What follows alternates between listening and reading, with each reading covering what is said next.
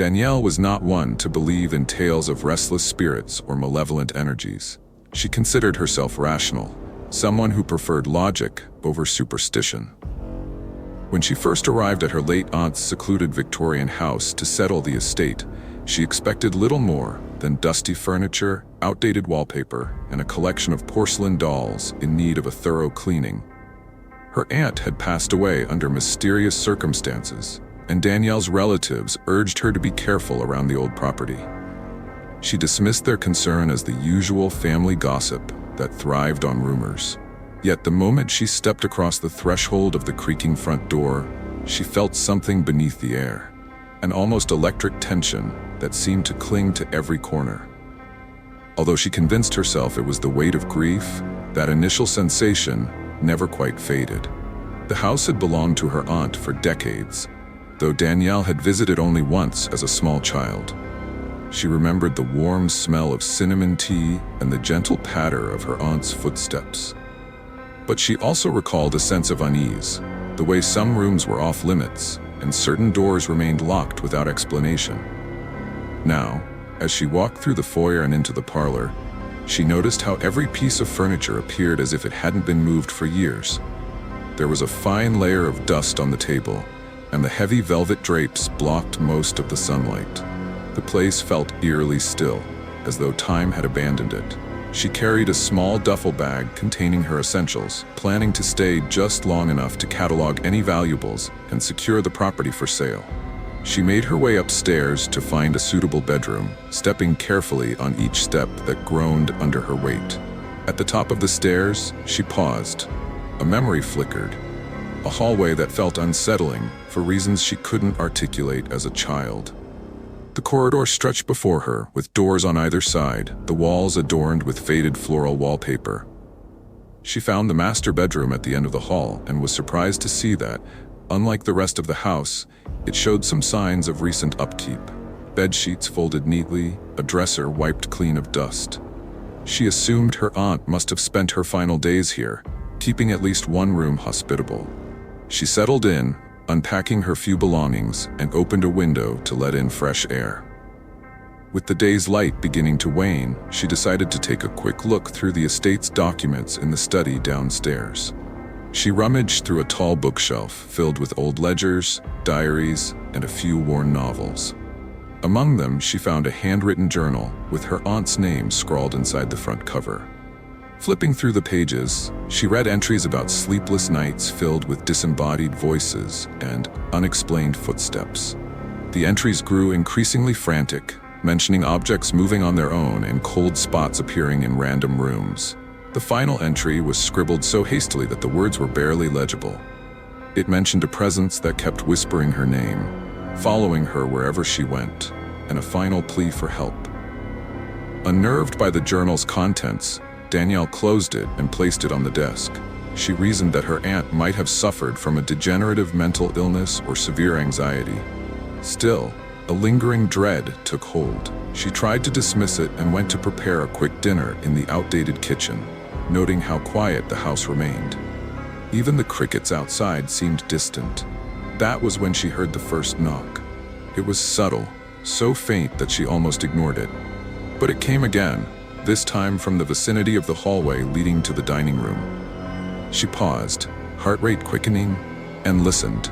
The knock repeated, louder and more deliberate, as if someone were tapping rhythmically on a wall just beyond her line of sight. She mustered the courage to investigate. She walked into the hallway, calling out a tentative greeting, half expecting a squatter or perhaps a wandering animal. No one responded. When she reached the dining room, she found nothing but empty space. The large dining table was set with ornate plates and silverware covered in dust.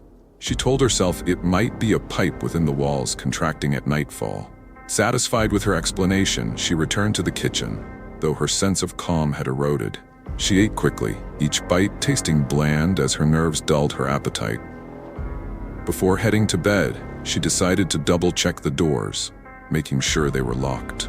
She found them secure and forced herself upstairs. That night, sleep came in fits. Her dreams were disjointed and full of half-remembered images. She dreamt of the same hallway she had walked through earlier, But in her dream, the wallpaper peeled away, revealing words scrawled in some unknown language. She dreamt of doors opening and slamming shut by themselves, of a faint whisper calling her name from somewhere just out of sight. When she awakened, soaked in sweat, she was overwhelmed by an oppressive silence in the room. In that silence, she could almost sense a presence, intangible but undeniably real, watching her. The following morning, determined to distract herself, Danielle set to work. She methodically went from room to room, cataloging antiques, checking closets, and evaluating what might be valuable. In one of the upstairs bedrooms, she discovered a stack of old photographs depicting her aunt standing alongside people Danielle didn't recognize. In the background of several pictures, something blurred and faint hovered, almost as if the camera had captured a swirl of smoke. She wondered if these shapes were mere photographic errors, and yet she couldn't shake the uneasy feeling that these photos had captured something else, something more sinister. That afternoon, as she sorted through boxes in the parlor, the knocking returned. This time, it started behind the fireplace, steady and insistent. She tried to ignore it, but it continued relentlessly. She moved to the fireplace, placing her hand against the cold bricks. The knocking resonated beneath her touch. She was close enough to feel a slight vibration with each thud. Her heart pounded as she stepped away, struggling to remain composed. She decided to take a break from her tasks, stepping outside to breathe in fresh air. Standing on the porch, she attempted to steady her nerves, telling herself it was merely the old house settling. Yet a part of her suspected that something else lurked within these walls. When twilight arrived, she found herself caught in a sense of foreboding. She locked every door and window she could find. She tried to call a friend, but realized her cell phone had spotty reception. She managed to send a brief text message about her progress, but received no immediate response. The silence of the place weighed heavily on her, amplified by her isolation. She retreated to her room, trying to occupy her mind with a book, but found she couldn't focus. Every few minutes, she would look around, convinced she heard soft tapping or a muffled voice. Each time, the sound vanished the moment she stood up to investigate. That night, she experienced the most intense encounters yet. In the hours past midnight, she heard what sounded like footsteps in the hallway.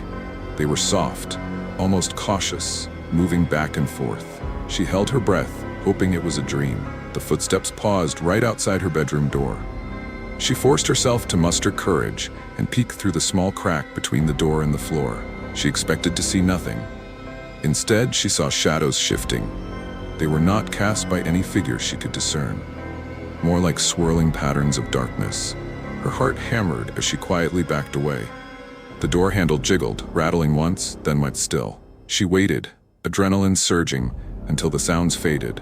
In the morning, Danielle felt exhausted, her skin clammy from lack of restful sleep. She knew she should leave, but something compelled her to stay and unearth the secrets that had kept her aunt in this house. She went downstairs to the study and picked up her aunt's journal once more, flipping to the final entries. She read about how the knocking had started 6 months before her aunt's death, followed by whispers that called out her name. The journal mentioned a local medium who had visited, only to flee after spending a single night. The final paragraph read like a frantic confession. Her aunt suspected the entity was a poltergeist feeding on fear, growing stronger with each anxious thought. She begged anyone reading the diary to stop it before it claimed another victim. Danielle realized that her presence in the house, brimming with apprehension, might be empowering whatever lingered there. Resolute, she decided she couldn't just abandon the property to its fate. She needed to confront the presence. She gathered every bit of courage and walked through each room, calling out that she was not afraid. She repeated it, though her voice trembled. In the parlor, the temperature dropped sharply. She sensed movement to her right and turned to see a chair skid a few inches across the floor on its own. Despite her terror, she continued, "You cannot have me. I am not afraid."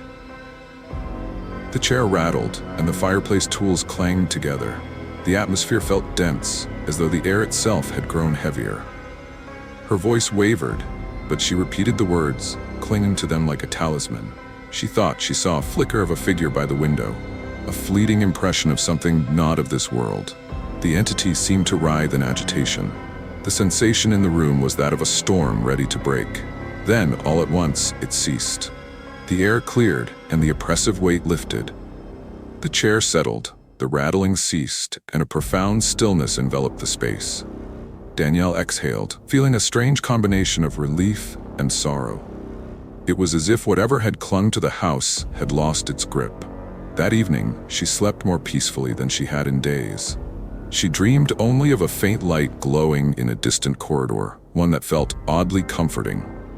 By the time she woke up, she was confident the malevolent presence had receded. Whether it was banished for good, she didn't know, but she sensed she had broken its immediate hold. Over the next week, she continued to prepare the house for sale, encountering no further disturbances. She felt a solemn respect for the energies that lingered in old places, and though her skepticism remained, she could not deny that she had faced something beyond her understanding. When she finally locked the front door for the last time, a gentle breeze rustled the overgrown shrubs. She stood for a moment on the porch, gazing at the old Victorian facade, feeling both sadness for her aunt's lonely struggle and gratitude that the house seemed at peace. Danielle left with a renewed sense of courage and a newfound respect for the unseen. Though she would carry those memories with her forever, she believed the house and its restless occupant could finally rest in silence. Fletcher Pond was the kind of place that rarely saw new faces. A tiny town with a single main road, it boasted only a modest grocery store, a gas station, and a humble church at the far edge of town. The community clung to quiet routines, and life carried on with little fanfare. When a historical building near the church became available for rent, the news spread quickly among locals. They wondered who might move into such a gloomy old structure. The answer came in the form of a young pastor named Reverend Alistair. He had a gentle demeanor and an earnest desire to breathe new life into the community. The congregation admired his initiative, especially since he was willing to stay in the old rectory adjacent to the church, a building rumored to harbor unwelcome spirits. From the outside, the rectory appeared stable enough, constructed of sturdy stone with a steep gabled roof. Inside, however, it felt oddly barren, as if something essential was missing from the atmosphere. Alistair attempted to ignore it, focusing instead on the renovation project, patching walls, fixing leaky pipes, and replacing worn carpets. He discovered that each day brought new setbacks.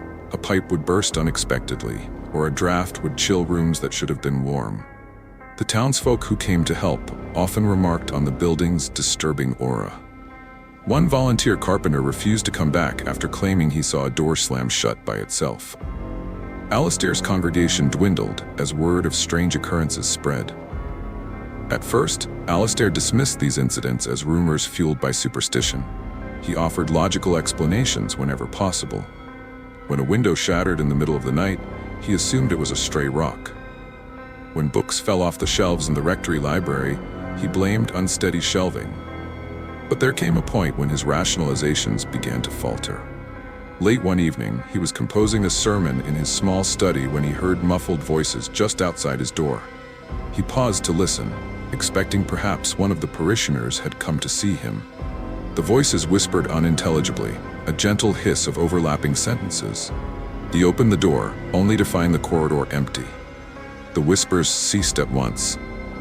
Although unsettled, he tried to believe it was merely his imagination. Over the ensuing nights, the whispers grew more distinct. Sometimes they sounded like hushed pleas for help. Other times, they seemed to echo his own name. He felt a presence lurking in the corridor, a coldness that seeped to his bones. One night, he dared to stay in the corridor, hoping to confront whoever or whatever was making the noise. He stood there, straining his ears, and nearly jumped out of his skin when the overhead light bulb flickered, then popped, sending sparks to the floor.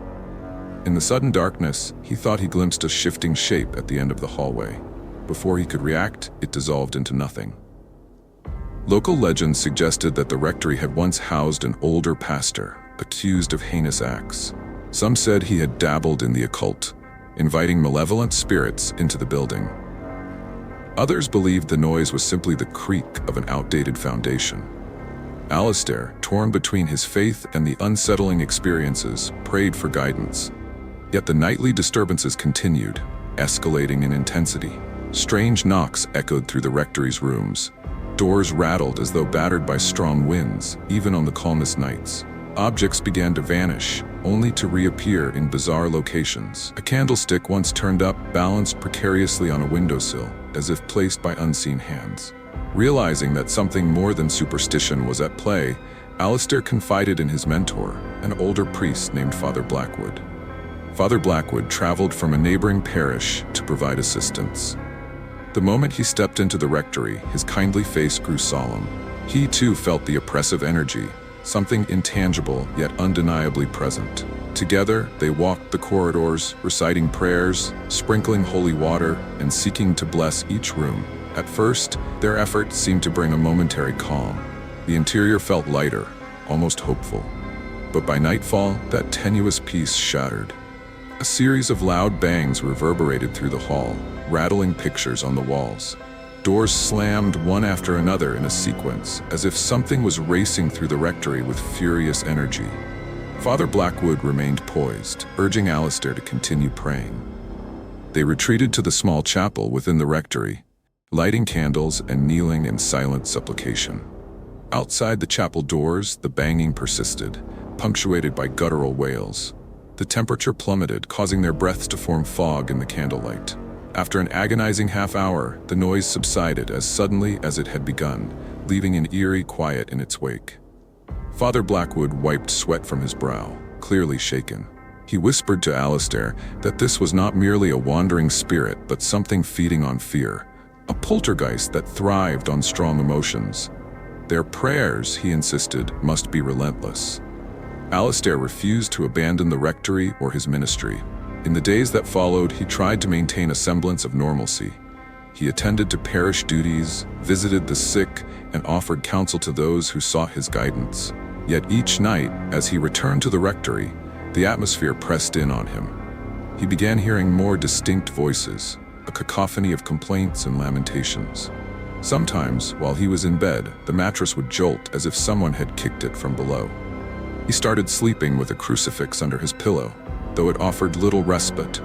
One Sunday afternoon, after services, he found Father Blackwood waiting in the rectory kitchen, looking deeply concerned. Father Blackwood had spent the morning researching poltergeist cases in the church archives, hoping to find a clue to banish the entity. He explained that poltergeists often latch onto unresolved trauma or guilt. He questioned Alistair gently, asking if there was any internal conflict or burden he carried. Alistair at first denied it, insisting he had lived his life faithfully. But as Father Blackwood gently probed, Alistair broke down. He confessed to lingering doubts about his calling, an unspoken fear that he was unworthy of his position, and a loneliness that gnawed at him since he had no family. He suspected the entity was feeding on these insecurities, magnifying them until they manifested as chaos within the rectory. Despite Alistair's vulnerability, Father Blackwood reassured him that acceptance of one's failings could pave the way for healing. They decided on a renewed spiritual cleansing, this time focusing not just on the building, but on Alistair himself. They gathered in the chapel after sundown, the air tense with anticipation. Alistair knelt at the altar, confessing his doubts and seeking inner peace. Father Blackwood prayed over him, invoking protection and light. As the ceremony proceeded, the building trembled, doors rattled, and windows threatened to crack under unseen pressure. Voices hissed louder than before, forming an incoherent chorus. Alistair's heart pounded. He felt an invisible force pulling at him, trying to disrupt his prayers. He pressed on, forcing himself to acknowledge every fear he had buried. The fear of failure, the fear of isolation, the fear of not being worthy of God's love. As he spoke the words aloud, the oppressive force reached a near frenzy. Then, in a moment of revelation, he felt a profound release, a sense that the guilt and doubts no longer weighed him down. The building shook one last time, and then the air grew still. A heavy silence took over, broken only by Alistair's exhausted sobs. When he finally lifted his head, he sensed the rectory was different. It felt free from the malevolent energy that had haunted him for so long. Father Blackwood approached him and placed a comforting hand on his shoulder. Together they walked the corridor, checking each room. Everything was in disarray. Furniture overturned, religious items scattered, but there was no lingering malice. The air was calm, no flicker of unnatural cold. Although exhausted, Alistair experienced a profound relief, as though he had just survived a great battle. In the days that followed, the townspeople remarked on a change in the rectory's appearance, as though the very walls were brighter. Volunteers returned, helping Alistair restore the damaged areas. Donations came in to fix the shattered windows and battered doors. Bit by bit, the rectory and the church regained their sense of warmth and community. People who had once avoided the place now ventured inside, drawn by the renewed spirit that Alistair projected. The rumor of supernatural occurrences died down, replaced by stories of spiritual resilience and newfound faith. Alistair knew that the poltergeist might have been a manifestation of combined energies, perhaps fueled by the dark legacy of the building, his own suppressed fears, and the collective anxieties of a quiet community. By confronting his own insecurities, he had helped weaken the entity's hold. He continued his ministry with renewed dedication, open about his struggles and encouraging others to face their fears as well. Years later, many would recall how the old rectory had once been considered haunted, a place of dread and ill omen. But Alistair's unwavering resolve and honest confrontation of his inner turmoil turned it into a beacon of hope. People from neighboring towns came to see the transformation for themselves, drawn by the tale of a poltergeist that was laid to rest not merely by holy words, but by the courage to acknowledge one's deepest vulnerabilities. For Alistair, the true miracle was not the banishment of a restless spirit, but the unburdening of his own soul. On the outskirts of a fading industrial city stood a two-story brick house, once a lively home for a large family, but now a shell of its former self. It was nestled between abandoned factories, its yards strewn with rusted machinery. Locals whispered about eerie happenings within those cracked walls, claiming that the place was haunted by a peculiar poltergeist, a force that made itself known through disconcerting whispers and jarring crashes. Few dared venture near it. When a real estate firm bought the property to flip it for profit, they dispatched Nina, an ambitious realtor with a taste for challenging deals, to oversee the renovations. She arrived expecting little more than leaky faucets and structural issues. She would soon find that something far less tangible and far more disturbing lurked in those worn rooms. Nina was immediately struck by the house's emptiness. Though the front door had been left ajar, it felt as though she was forcibly pushing through an unseen barrier just to step inside. The foyer was lined with peeling wallpaper and a ragged rug that smelled of mold. Cautiously, she walked through the main floor, her footsteps echoing in the vacant rooms. Her plan was simple: get an assessment of the repairs needed, bring in a crew, and list the home at a competitive price. That first afternoon, she experienced no overtly supernatural events, but an undercurrent of tension clung to the air. She felt watched, though by what or whom she couldn't say. As the renovation crew started their work the following week, strange incidents multiplied. Tools went missing, only to be found in remote corners of the house. A ladder toppled over with no one nearby. The crew, composed of hardened workers who had seen many neglected properties, grew uneasy. One by one, they either quit or requested transfers to other projects. Nina tried to laugh it off, attributing the mishaps to carelessness or the building's unstable foundations. But her confidence eroded with each passing day. She would walk into a room only to find its temperature inexplicably colder than the others. She noticed faint whispers that seemed to come from inside the walls, as though the bricks themselves were talking. Despite the mounting tension, Nina persisted. She had a reputation for closing difficult deals and wasn't about to let a few odd incidents tarnish her record. She hired a second crew, offering them higher wages to compensate for the building's rumored quirks. This crew managed to stay a bit longer, motivated by the extra pay, but even they reported inexplicable phenomena. One worker complained of being pushed from behind when no one stood near him. Another swore he heard a child's laughter echoing in the basement. Within a few weeks, most of them left. Some refused to return after a particularly terrifying night. during which repeated loud thuds traveled from room to room, never revealing their source. Determined to uncover the roots of the phenomenon, Nina delved into the property's history at the local records office. She discovered that decades ago, the building had served as a makeshift daycare when the factories were still operational. Working parents left their children under the care of a woman named Mrs. Hensley, who allegedly had difficulty managing her large group of charges. Rumors circulated about neglect and ill treatment. Though official records were sparse, local lore claimed several incidents had occurred, including a tragic accident in which a child allegedly died. Whether it was truth or rumor, Nina couldn't be certain. But she suspected these traumatic events had left a spectral imprint on the house.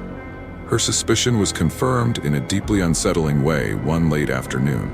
As she toured the second floor to document which areas needed new paint or flooring, she suddenly heard soft sobbing. It was faint at first, but unmistakable. Following the sound, she ended up at the door of a small, windowless room. The crying seemed to emanate from just behind the door. Gathering her resolve, she turned the knob and stepped inside. The room was empty, save for a single chair in the corner and fragments of old toys scattered about. The sobbing ceased the moment she entered, replaced by an oppressive silence. She felt a chill run through her, as if invisible eyes were tracking her movements. Despite her pulse hammering in her ears, she forced herself to remain, examining every corner. There was no sign of anyone or anything that could have made the sound. The incident sparked a desire in Nina to help, even if she wasn't entirely sure whom she was helping. She felt compelled to bring some closure to whatever spirit might be haunting the house. The poltergeist activity was undeniably linked to the building's sad past, and she began to see it not just as a hindrance, but as a desperate plea from someone long forgotten. Late one night, unable to sleep, she drove back to the property. She let herself in with the spare key, turned on a flashlight, and made her way to the basement. She chose the basement because the child's laughter had been heard there, and it seemed to be the darkest, most neglected part of the house. Standing amid old boxes and dusty shelves, she spoke softly to the emptiness. She explained who she was, why she was there, and that she wanted to help. She apologized for the pain that must have been endured within these walls. She waited in silence, heart racing, uncertain if any presence would acknowledge her. Moments later, she sensed a current of cold air moving around her, almost like a small figure darting by. The overhead light bulb flickered, and for a brief second, she thought she saw a faint outline, a child's silhouette in the corner. She froze, her breath caught in her throat, but the silhouette vanished as soon as it appeared. Over the following weeks, Nina returned regularly, sometimes reading a children's story aloud or speaking gentle reassurances. The poltergeist activity persisted, but it shifted. Instead of violent thuds or aggressive pushes, she heard more sobbing, more whispered pleas that sounded like children calling out for someone. A toy car once slid across the floor to her feet, as though offered in cautious curiosity rather than malevolence. Although unnerving, these episodes convinced her she was reaching whatever restless spirits remained. Encouraged by this change, Nina sought the help of a local therapist who specialized in grief counseling. Though the therapist had never dealt with paranormal matters, she agreed to visit the house out of sheer compassion. Together, they performed a makeshift ceremony of acknowledgement, treating the property as though it harbored the emotional remnants of neglected children. They spoke of forgiveness, of release, and of finding peace. Though unconventional, the act resonated with Nina. She felt it carried a symbolic weight, an attempt to rectify the injustices from the past. As if in response to their efforts, the poltergeist phenomena grew less frequent. The cold spots began to dissipate, and the once incessant whispers became sporadic. Convinced that genuine healing was possible, Nina resumed the renovation work, finding a small but dedicated team willing to press on. The incidents that did occur, doors lightly closing on their own, or a distant cry echoing at odd hours, no longer felt threatening, but rather like plaintive echoes of a time gone by. Nina told the workers to show respect for the house's history, and collectively, they navigated the eerie atmosphere with a blend of caution and compassion. Eventually, the renovations were completed, The house, once a grim relic, took on a new life. Freshly painted walls, polished floors, and a bright, open layout that welcomed sunlight. On the final walkthrough, Nina felt a bittersweet pang. She had grown strangely attached to the property, as though she had formed a bond with the unseen children who lingered. She visited that small, windowless room on the second floor one last time. Standing there, she murmured a farewell. The air felt warm, almost comforting, as if acknowledging her words. She left with the sense that she had helped soothe some ancient sorrow. A few weeks later, a young couple purchased the house at a modest price. Nina withheld the full truth about the poltergeist episodes, choosing only to share the history of the building as a former daycare that had seen tough times. She included a mention of rumored hauntings, framing them as local legends. The couple, more intrigued than frightened, decided to proceed with the sale. They moved in, and for a while, reported nothing out of the ordinary. Nina would occasionally drive by out of curiosity, half expecting to see flickering lights or hear a sudden crash. But the windows remained calm, the yard quiet. Months passed, and one day she received a call from the couple, who wanted to thank her for facilitating their home purchase. They mentioned experiencing small oddities, like a toy occasionally appearing in a different room than where it was left, but nothing alarming. The wife believed it was a friendly spirit, if anything, and they felt no reason to fear it. As Nina hung up the phone, she exhaled in relief, grateful that whatever restless spirits had once tormented the house seemed to have found a measure of peace. Though she didn't advertise it, Nina carried the memory of that poltergeist encounter with her to every future property she handled. She learned that spaces can hold echoes of past pain, and sometimes all it takes to quell those echoes is a gentle acknowledgement of the hurts once suffered there. The poltergeist in that old brick house was never fully banished, but its transformation from a source of violence to a subdued presence signaled that healing, both for the living and the dead, was possible. And for Nina, that was a reminder that empathy and understanding could shine a warm light even into the darkest corners.